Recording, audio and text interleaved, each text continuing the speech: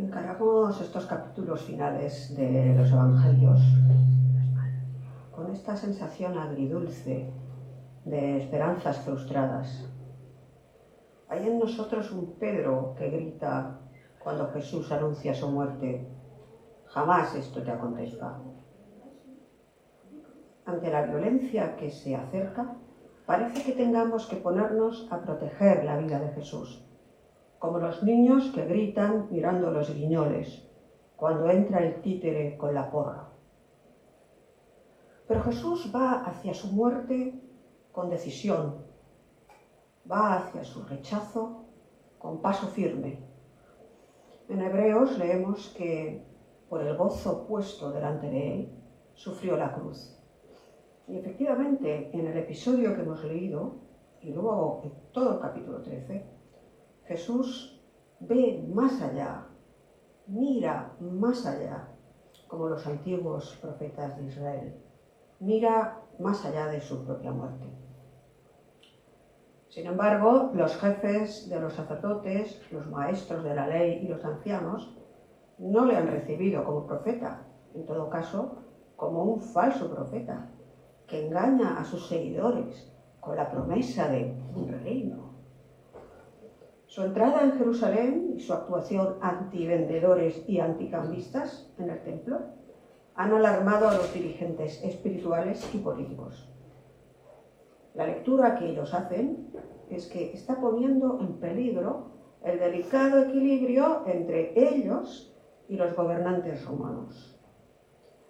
Hay que decir que durante la Pascua, el prefecto romano se desplazaba desde Cesarea a Jerusalén con 3.000 soldados como medida preventiva de tumultos que habían ido sucediéndose a través del tiempo.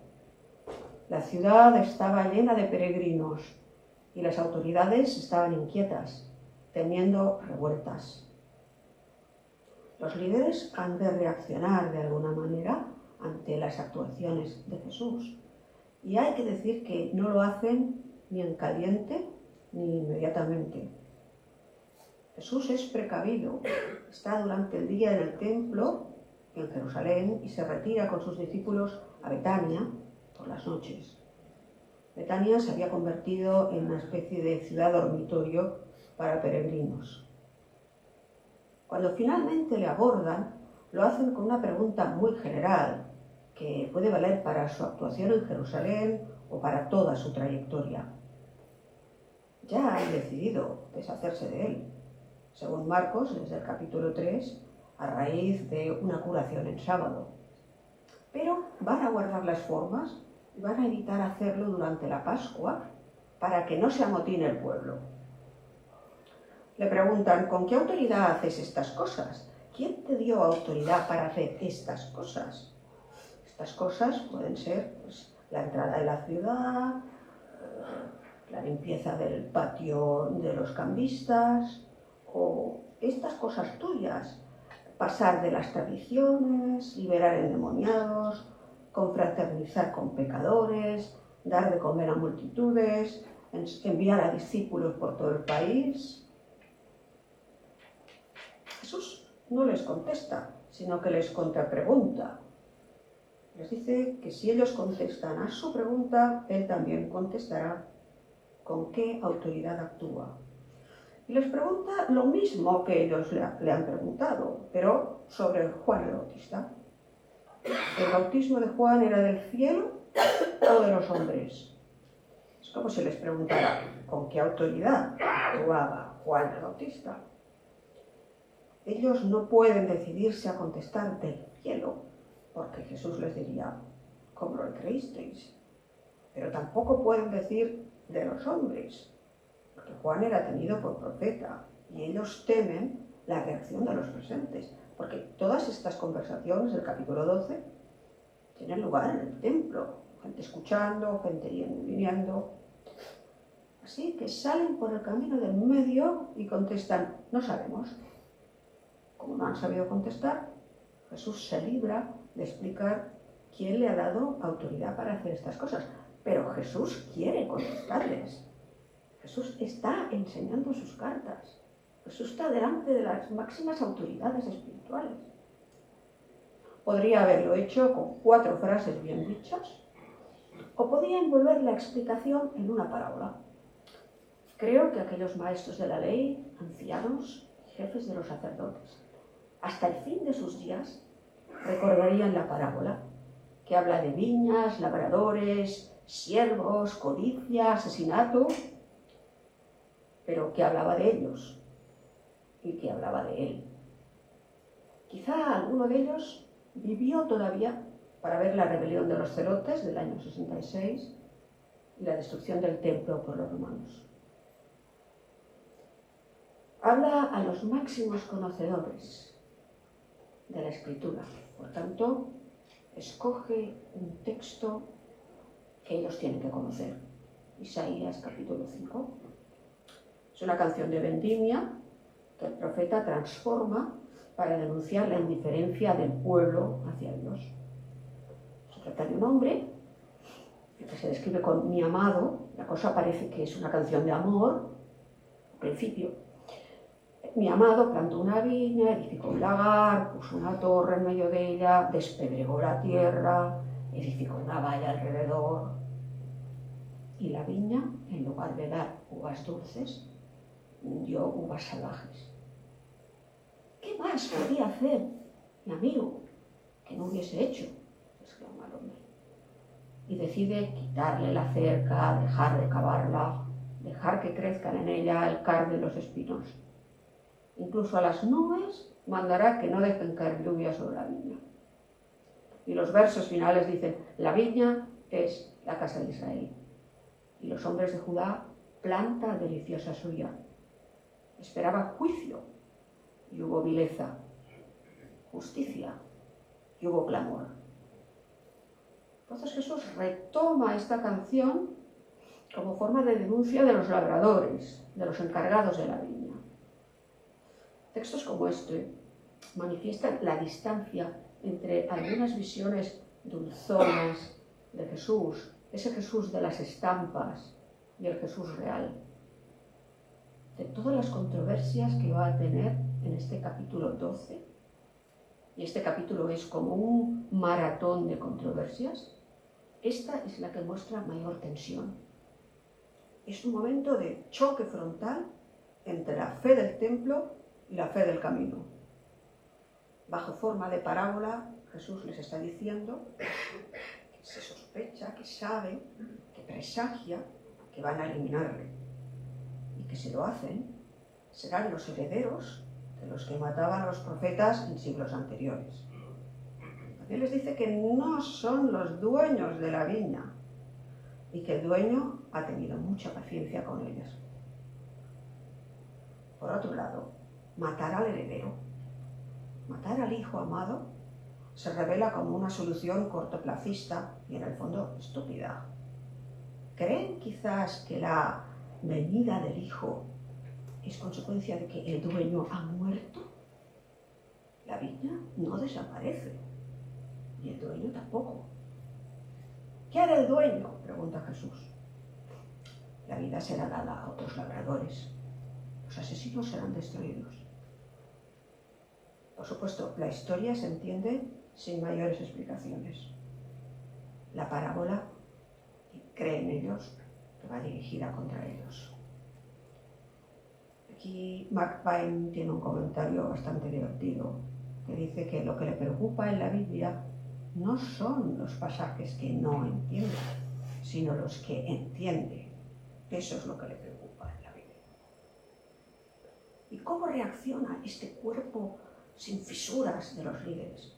No contestan, no dicen nada, no entran a discutir si Jesús es o no el Hijo amado. Aunque se identifican ellos con los labradores, no defienden su postura de administradores del templo, que deben velar por el orden de las instalaciones. No le piden cuentas por su acción contra los comerciantes. Siguen creyendo que es necesario eliminarlo en bien de la institución y para impedir que la gente que le hace caso aumente. Siguen temiendo a la gente. y el miedo suele llevar a defenderse atacando. Pero Jesús todavía tiene que hacer otra pregunta. ¿No habéis leído esta escritura? A renglón seguido vienen unos versos del Salmo 118, el mismo salmo que recitaban y cantaban los que entraron con Jesús en Jerusalén hacía un par de días. Son unos versos que hablan de una piedra desechada por los edificadores. Una piedra que finalmente fue cabeza de ángulo, es decir, la piedra principal de la edificación. Tradicionalmente estos versos se interpretaban como referidos a David. Recordaréis la historia de cómo Samuel fue a ungir a David como rey, todavía en vida de Saúl, porque Saúl había dejado de ser el rey que seguía a Yahvé. Fue el profeta a casa del padre de David, Isaí, y dijo: vengo a ungir uno de tus hijos como rey. Y van pasando todos esos hijos, los que parecen más fuertes, más altos, más capaces, y no es ninguno. No puede ungir a ninguno de ellos. Y le pregunta al padre: ¿no tienes otro hijo? Dice: sí, tengo uno, pero es el más pequeño y lo tenemos con las ovejas por ahí en el campo. Pues idle a buscar. Pues le van a buscar y era ese. Ese fue ungido rey. El más humilde, el más joven, el que menos adecuado parecía, iba a ser el rey Israel. La piedra desechada es hecha cabeza de ángulo.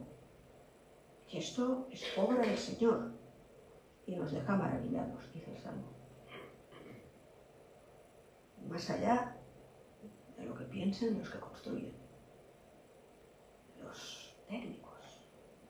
Dios convierte en piedra angular a quien Él ha designado.